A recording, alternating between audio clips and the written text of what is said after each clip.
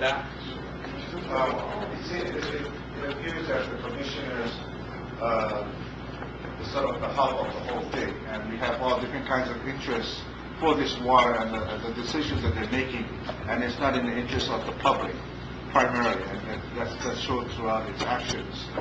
What can our current state legislators do to help the process move along in a direction that it needs to go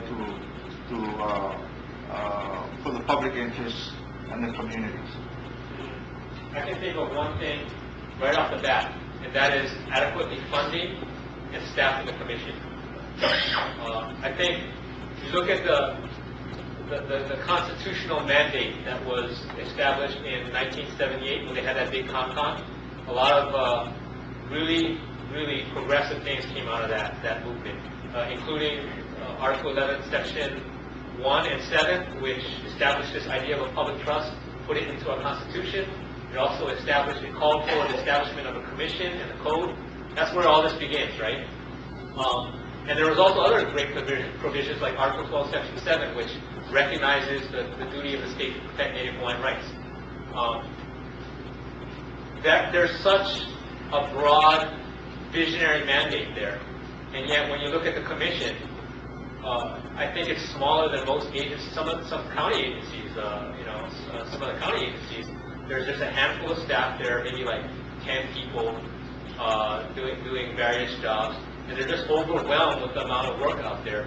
I think what the legislature needs to do, what they've definitely done is pass a great water code.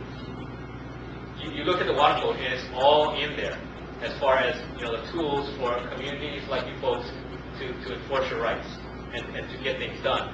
What we don't have is a fully funded commission and fully staffed commission to do all those things that are in that grand sort of scheme in the law. And that's where I think something's lost in translation. And so, I don't know what it's going to take. It's going to be a process. We're trying to work with the legislators too.